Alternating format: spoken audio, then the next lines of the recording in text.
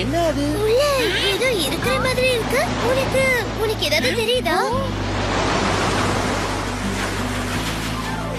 உங்களுக்கு ஒண்ணும் ஆகலையே ப்ரொஃபசர்.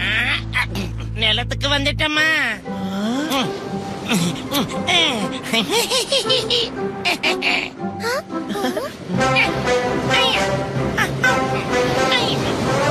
கடந்த ஒரு மாசமா நான் கடலுக்குள்ள தான் சுத்திக்கிட்டு இருந்தேன்.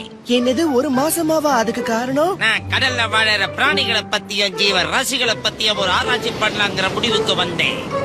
வித்தியாசமா உருவாக்கப்பட்ட இந்த லேப கடலுக்கு நடுவுல கொண்டு போய் This video presented by DAC Tamil. பாத்துக்கிட்டு இருந்தேன். அப்ப நான் திடீர்னு கடல்ல